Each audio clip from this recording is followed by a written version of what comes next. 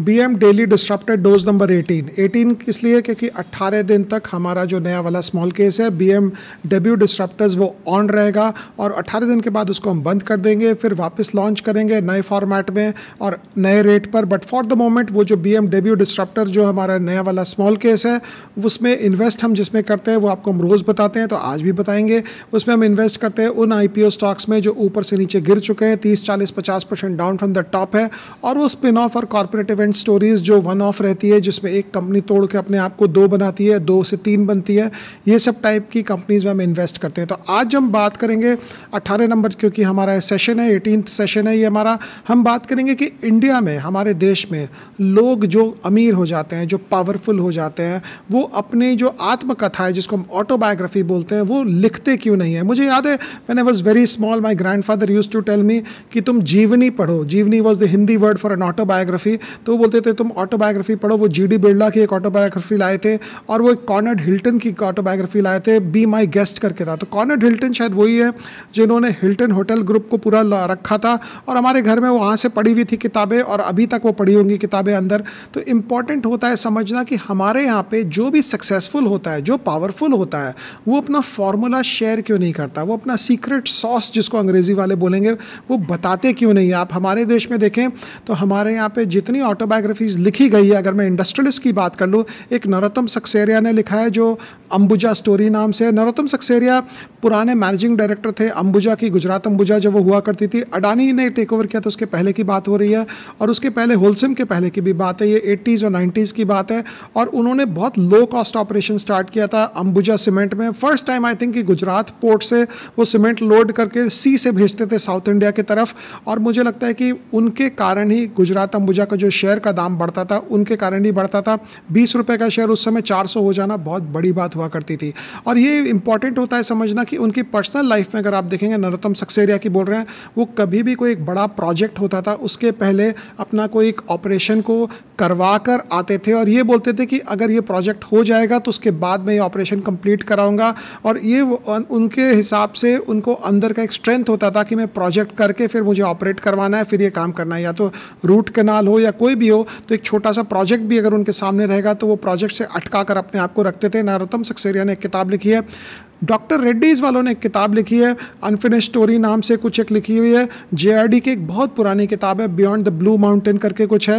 लेकिन उसके अलावा इंडिया में किसी ने कोई किताब लिखा ही नहीं है। ना मुझे कोई रिलायंस ग्रुप से कोई किताब का पता चला लिखा हुआ, ना कोई टाटा ग्रुप से। ऑफकोर्स JRD ने लिखा है, लेकिन उसके बाद इतने CEOs हुए, इतने सारे हुए। हाँ, सुधा मूर्ति ने जरूर किताब लिखी है इन्फोसिस की, लेकिन मुझे लगता है वो ज़्यादा मार्केटिंग वाली किताब थी। वो शॉर्ट स्टोरीज लिखना, मतलब आप सक्सेसफुल हो गए हो, मेरे को आपसे स्टोरीज नहीं सुननी है। स्टोरीज के लिए मेरे पास RK नारायण की किताबें हैं पढ़ने के लिए, पंचतंत्र है मेरे पास पढ़ने के लिए, अमर चित्रकथा है मेरे पास पढ़ने के लिए। सुधा मैम, आप तो कम से कम आपको ये बताना चाहिए था कि स्ट्रगल्स क्या होता है, डिटेल डिस्क्रिप्टिव जो होती है। हमारे कितने भी इंडस्ट्रियलिस्ट आप देख लें, कितने भी सक्सेसफुल लोग देखें, वो कभी बताते नहीं हैं। क्यों नहीं बताते हैं इसका रीज़न मेरे पास नहीं है, है भी सही तो, लेकिन पब्लिक फोरम पे तो अब इसका ओपन रीज़न कैसे आप बोलेंगे, क्योंकि आपको एग्जैक्ट नहीं पता है कि प्रॉब्लम क्या है। बट ग्लोबली अगर आप देखें, अमेरिका में आप देखेंगे, सैम वॉल्टन जिन्होंने वॉलमार्ट सेटअप किया था, उन्होंने किताब लिखी थी मेड इन अमेरिका। और मेरे को ध्यान पड़ता है मैंने किताब पढ़ी थी जब मेरे पास पैंटलून हुआ करता था, कि Kmart और वॉलमार्ट की लड़ाई में Kmart कैसे ख़त्म हो गया और वॉलमार्ट कैसे आगे बढ़ गया। उसके बाद अमेरिका में एक जैक वेल्च जो थे, बहुत ही नामी एक GE के CEO थे, उन्होंने एक किताब लिखी थी, जैक वेल्च की किताब है। अमेरिका में स्टारबक्स के CEO ने एक किताब लिखी हुई है अमेरिका में। तो you name it and they have it. Henry Ford की किताब है, हेनरी फोर्ड जो 100 साल पहले अपना काम किया करते थे, उनके नाम पे भी किताबें लिखी हुई है। और ये ऑटोबायोग्राफीज़ की हो रही है। इंडिया में ऑटोबायोग्राफी की बात नहीं हो रही है। बायोग्राफीज़ को तो चलो छोड़ ही दो, बिकॉज बायोग्राफी तो कोई भी अपना दुकान चलाने के लिए लिख देता है। कोई एक जर्नलिस्ट बैठता है, सोचता है मैं क्या करूँ, तो बोलता है कि चलो भाई किसी के नाम पे किताब लिख देता हूँ, मेरी किताब भी बिक जाएगी, मेरा नाम भी हो जाएगा। लेकिन ऑटोबायोग्राफी की जो बात होती है, जो जीवनी जिसको हम कहते हैं, जो अपने आप हाउ आई डिड इट जिसको हम बोलते हैं कि मैंने कैसे किया, वो बहुत रेयरली मैंने देखा इंडिया में कोई लिखते हुए। शायद इसका 2 कारण होगा। एक पहला कारण ये होता होगा कि लोगों के पास उतना आर्टिकुलेट करने को नहीं होता होगा कि यार अब मैं किताब लिख तो दूँ, अब मैं कैसे बोलूँ किताब में कि यार ये किताब लिखने के टाइम मेरा पैसा इसलिए बना क्योंकि मैंने इस एरियाज़ में ये लॉ के फ़ायदे उठाए। ये तो आप लिख नहीं सकते हो पब्लिकली। तो शायद ये भी एक रीज़न होता है कि कोई लिखता ही नहीं है यहाँ पे, क्योंकि कैसे लिखा जाएगा वहाँ पे, लोगों को क्यों बताया जाए कि मैं कैसे ये काम काम कर रहा हूँ। दूसरी चीज़ जो होती है नहीं लिखने की, वो ये होती है कि लोगों के पास इतना रहता ही नहीं है कि मैं 200-300 पन्ना कैसे आर्टिकुलेट करूँ और टाइम क्यों वेस्ट करूँ किसी और को बताने में। It could be either of the thing, because कोई भी आदमी अपना सीक्रेट कभी नहीं देना चाहता है। हमारे स्टॉक मार्केट में ही आप देख लें, मेरे को तो ध्यान है, ऑफ कोर्स अपना तो मैं बोलूँगा ही कि मैंने थॉटफुल इन्वेस्टर लिखा था 2014 में, 2013-14 में, बट मेरे अलावा मेरे को ध्यान नहीं है। बहुत ही डिस्क्रिप्टिव, खुद की बात किसी ने बहुत ध्यान से की है। एक एलिमेंट्री पराग पारेख की किताब लिखी हुई है, वो बहुत ही एलिमेंट्री है, बहुत साल पहले लिखा हुआ था, स्टॉक्स टू रिचेस शायद किताब एक नाम है। और उसके अलावा जितने भी यहाँ पे लेखक बनने के चक्कर में जितने लगे हैं, सब ने एक दूसरे का इंटरव्यू कर लिया। तो अगर मैं ऑथर बन रहा हूँ तो मैं आपका इंटरव्यू कर लूँगा, और आप अगर ऑथर बनोगे आप आके मेरा इंटरव्यू कर लेना, और दोनों हम लोग ऑथर बन जाएंगे। हमारे यहाँ बहुत ही बेसिक लेवल है इंटरव्यू करना किसी का, और वो इंटरव्यू छापना वो एक ऑथर का काम नहीं है, वो जर्नलिस्ट का काम होता है। हमारे यहाँ पे there is an acute shortage of people who really want to share the secret sauce, the idea which made them big. क्योंकि शायद ये भी होता होगा रीज़न कि अगर मैं स्टॉक मार्केट का कोई धुरंधर हूँ और मुझे किसी ने बोला कि तुम किताब लिखो, तो मैं उसको कैसे बताऊंगा कि मेरे पास ये खबर आ गई थी शाम को 8 बजे और मैंने अगले दिन शेयर ले लिया, और उसके 2 दिन बाद ये हो गया, और तीसरे दिन वो हो गया, चौथे दिन वो हो गया।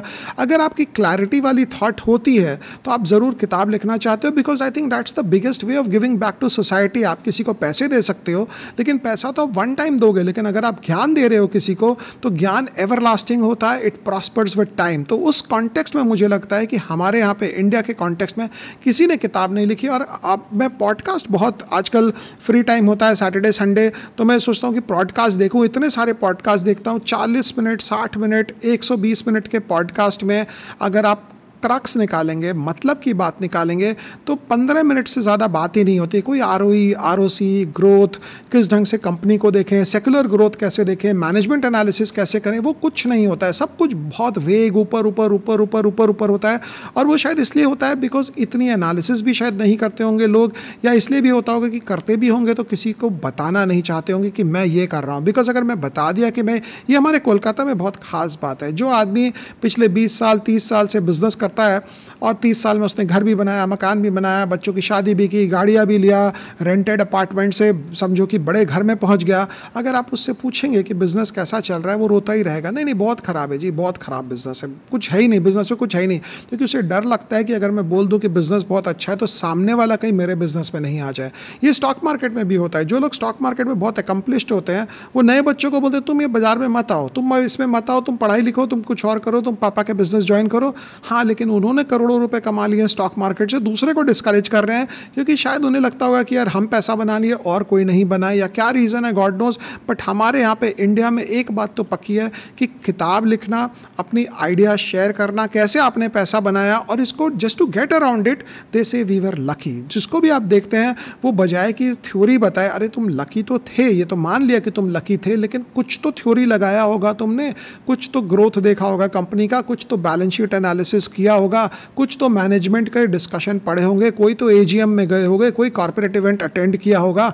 ये तो बता दो हमें, आप लकी हो, वो बात सही है। तो बिकॉज उन्हें लगता है कि शायद मैं आप क्या बताऊं इनको, मैं वो शॉर्टकट में बात को बोलते हैं कि मैं लकी था, मेरा पैसा बन गया, क्योंकि वो बताना नहीं चाहते हैं। क्योंकि बताएंगे कैसे? लकी तो वही होगा ना जो आदमी कहीं से खबर मिल गई और उसने पैसा बना लिया तो वो लकी बोलेगा अपने आप को। क्योंकि अगर आपका एक कंसिडर्ड फॉर्मेट होगा इन्वेस्टिंग का, तो आप कभी लक के ऊपर पूरा भार नहीं डालोगे पैसा बनाने का। और अगर ब्रॉडली अगर किसी ने 5,000 करोड़ बना लिया है और इनसाइडर ट्रेडिंग से बनाया है, तो वो किताब तो नहीं लिख सकता how I made my 5,000 crore through insider trading. या किसी ने 5,000 करोड़ बना लिया फ्रंट रनिंग करके किसी से, वो भी नहीं लिख सकता है। वो बहुत जन यहाँ पे एक बड़े बड़े हाउसेज हैं जिन्होंने पैसा बनाया क्योंकि वो बड़े बड़े इंडस्ट्रियलिस्ट का सौदा करते थे, और वो सारा सौदा जो भी होता था वो कैश के लेन देन में होता था। और जब कैश के लेन देन में होता है तो आप लास्ट में एक बार बोल देते हो कि बाबू अभी तो पैसा नहीं है, जब होगा तो देंगे, उसके बाद आप रिच हो जाते हो ओवरनाइट। ये बात 20 साल 30 साल पहले की होती है। पब्लिकली ये सब बातें ज़्यादा नहीं कर सकते, मैं किसी का नाम नहीं ले रहा हूँ, जो सुनी सुनाई बातें हैं वही बता रहा हूँ। लेकिन ये एक देखा गया ये चीज़ कि हमारे यहाँ पे कोई बताता नहीं है उसने पैसा कैसे बनाया। शायद वो बताने के स्टेज पे ही नहीं है, सिचुएशन में ही नहीं है, शायद उसकी एनालिसिस ही नहीं है इतनी बताने की, इसीलिए नहीं बताता है। और अगर कोई ऑथर बनता भी है तो वो 20 50 40 30 आदमी को इकट्ठा करता है, सबके साथ Q&A करता है और उसको डॉक्यूमेंट करता है, और जर्नलिस्ट की तरह एक इंटरव्यू छाप देता है। इंटरव्यू तो मुझे हर वीकेंड को कोई भी एक फाइनेंशियल न्यूज़पेपर में मिल जाएगा। Interview doesn't tell you too many things, but आप एक जब व्यू में ले जाते हो, आप अमेरिका में देखो एक से एक लोगों ने अपनी किताबें लिखी है। वो पीटर लिंच की किताब है, वहाँ पे जॉन नेफ की किताब है जो कम पीई के स्टॉक्स खरीदते थे, जॉन ट्रेन ने किताब लिख दी अलग अलग लोगों के ऊपर बनाकर, जेजी लिवरमोर ने किताब लिखी आज से 100 साल पहले। आप एक से एक लिखो अमेरिका में, आप common stocks uncommon profits Philip Fisher की किताब लिखी हुई है, कितना पढ़ोगे, कितनी किताबें अमेरिका में लिखी हुई है, हर एक आदमी ने किताब लिखी है। शायद इसलिए भी लिखी होगी वहाँ पे क्योंकि वहाँ पे कोई भी दायां बायां का काम ही नहीं है। अगर आपने पैसा बनाया है तो आपके पास एक पाथ टू सक्सेस है और वो पाथ को आप ओपनली बता सकते हो। इंडिया में शायद पाथ टू सक्सेस जो है वो इतना डेंजरस पाथ है कि आप किसी को बताओगे नहीं कि आप उस रास्ते से आए हो। शायद वो भी रीज़न होगा, या जो मैंने बोला एक और रीज़न है कि इतना कुछ सोचा ही नहीं, बस बन गया पैसा तो बन गया, अब लोगों को क्यों बताना हमने कैसे बनाया। तो ये एक बहुत ही खास चीज़ है। कभी भी आप सोचो, कभी भी कोई आपको बड़ा, इंडिया में 100 फंड मैनेजर्स, आई डाउट अगर किसी ने अपने जीवन के बारे में एक्सेप्ट फॉर पराग पारे किसी ने अपने बारे में लिखा होगा एक हाई क्वालिटी हिसाब से। हाई क्वालिटी मतलब ये नहीं कि मैं जा रहा था और मुझे पान वाले ने बोला कि कौन सा शेयर लेना और मुझे लगा कि यार ये तो मार्केट टॉप ऑफ हो गया और मैंने सारे शेयर बेच दिए, वहाँ से मार्केट 70% गिर गया।